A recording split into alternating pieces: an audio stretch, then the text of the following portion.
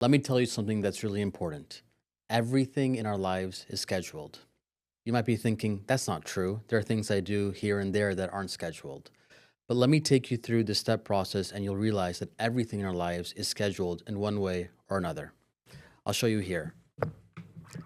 If you look at our lives here, right, there's so many things that are scheduled in our lives. For example, we have a doctor's appointment, right? Even if you go to a dentist, every 6 months you go to a cleaning and they'll tell you July 17th of 2027, you'll be here at 7 a.m., right? You have your kids practice. You know when your kids are going to play soccer or basketball or football, whatever sport it is, and you're registering. It's scheduled. Your taxes, you know when it's due, you know when you have to turn those documents in. Even weddings, if you know someone getting married, they plan those things a year out in advance sometimes. And they have to look for venues and say, hey, this time, then they'll send out invitations. Hey, 6 p.m., come. Then you also have school, right? When does school start? For those of you in the summer, you know when your school is starting, August, September, and you know what time your classes start. If you're in summer camp for our kids as well, right? We know from this day to this day, from this time to this time, our kids are going to be at a summer camp. Even if you want to do something more casual, like coffee with friends, right? Hey, meet me up at this place at 3 p.m. and let's talk. If it's a business meeting, you have your calendar sheet, right? And you know when you're going to meet with someone and they get a reminder an hour before. Hey, meeting's coming up. Even your car, oil change. You see that sticker. After you hit 40,000 miles, you got to come back in, right? Pest control. If you have a home, you always have someone coming in spraying, right? They come every month or 2 months, whatever it may be. Even haircuts. You know how often your hair grows. Right? Every 2 weeks, every month, you'll go to the barber. Everything in our lives is scheduled one way or another, right? And the things we don't quote unquote schedule, we schedule around the things that are scheduled. And scheduling is just a form of priority. The things that you prioritize the most are the things that you schedule and you make sure they get done. And the things that you don't prioritize the most, they oftentimes don't get scheduled and you just fill in the cracks. And one of the biggest things when it comes to marriage, right, that I hear from couples is that marriage needs to feel quote unquote organic. I want it to be spontaneous. I just want to live the moment, right? And they feel that anything that is scheduled is not organic. They feel like the second you schedule something with your spouse, it's not organic, it's artificial, right? It's not real. That's not what love is. So I'm not going to schedule it because I just want this to work out, quote unquote, naturally. I just want this to feel natural, to feel loved when the moment is right. And I think this is one of the biggest misconceptions when it comes to marriage. Because in reality, what we're saying is we're not prioritizing our marriage. We're prioritizing everything else by scheduling it and hoping our marriage works through the cracks. And if you look here at this image, the best analogy I can give is that someone is trying to plant, and we'll use the plant as the analogy for marriage here. They're trying to grow a plant inside of a crack right here. And they're saying, oh, there's a crack right here. Let me try to grow this beautiful plant called marriage and let's see how far it grows. But how many plants have you seen grow well in between a crack? Yeah, there is soil there, there might be dirt there, but how many beautiful plants have you seen grown in the sidewalk in between those cracks? Not many, right? And that's what happens when we don't prioritize and we don't schedule our marriage. We try to fit marriage into the cracks of our lives. Oh, 10 a.m. is work, come back at 4, kids are doing this, X, Y, and Z, and all of a sudden, I got 20 minutes to fit my marriage in. How is a marriage supposed to grow from that? And so, one of the first misconceptions and assumptions that we have to defeat is that scheduling marriage doesn't mean it's not organic. Scheduling marriage is actually prioritizing the marriage. And that's why the analogy I would give here is that it's like a pot with soil. When you schedule it, then you have a pot, you have more soil, and all of a sudden, you'll have a much bigger plant growing from the soil and not just in a crack. This step here is probably the biggest mindset shift couples have to go through right away. I deal with a lot of couples, And they'll say, we have communication problems. We're not communicating well. We're getting into fights. But here's the problem: you don't have any containers to discuss these fights in. You're trying to fit in a huge conversation in a 20-minute slot because you have not scheduled your marriage as a priority. And when that happens over and over again, you're trying to fill in so many things. You're trying to take a gallon of water and put it into a cup. And what's going to happen? It's going to overflow and spill over, and then things get messy. And so the first step, right, that we have to understand is scheduling your marriage, right, is prioritizing your marriage. It's the biggest mindset shift that we have to take. Nobody says it because people try to quote unquote wing their marriage. Let's just make it work. But that doesn't work. Scheduling your marriage into your life intentionally is actually prioritizing your marriage. It's not trying to make your marriage work within your life, it's scheduling your life around your marriage as a priority. And that shift is huge, and you'll see big differences here. In Islam, especially, like Allah subhanahu wa ta'ala, He schedules our worship also in different containers. And I'll use this as an analogy to how we should schedule our marriage. He schedules worship in different places. You have daily, weekly, monthly, and yearly. So, for example, daily, there's 5 daily prayers. You're always doing it consistently. There's weekly, there's a weekly Jummah that you go to. Monthly, there are the 3 white days that you fast, and yearly, there's Ramadan, right? There is a container on how you even do worship, let alone marriage. And if worship is so important and it's being scheduled, what about marriage as well? We can take this same analogy and we can apply this analogy to marriage as well. So let me show you how you can schedule marriage here.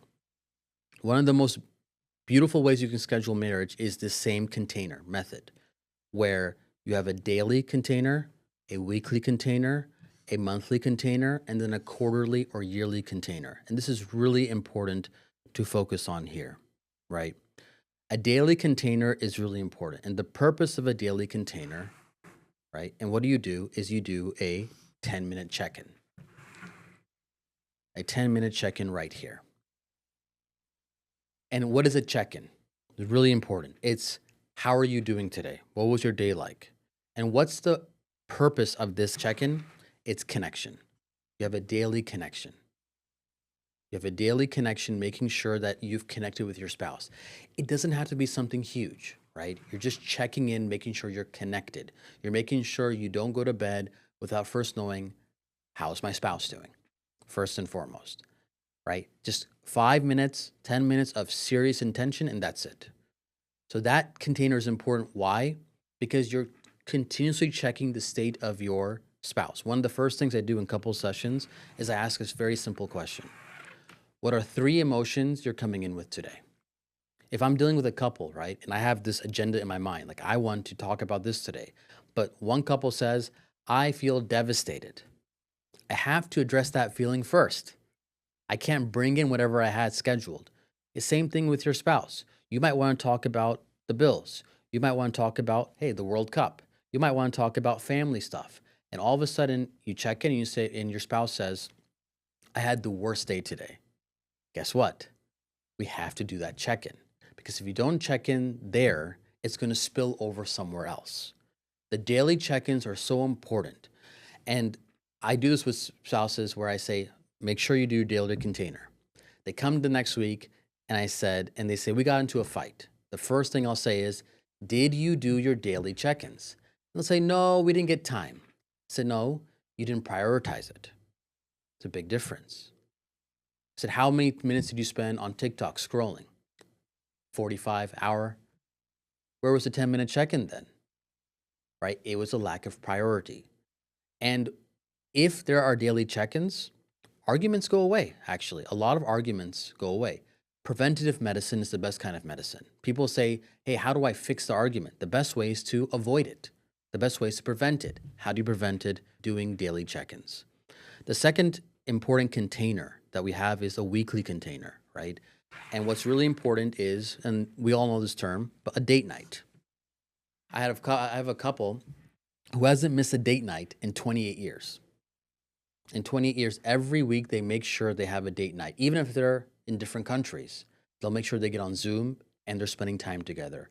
What's the purpose of a date night, right? The purpose is to process what happened that week. Hey, this was a crazy week. Where are we as a couple right now, right? And what does it look like? It's going to be about 60 to 120 minutes, about an hour to 2 hours of time you're spending together, right?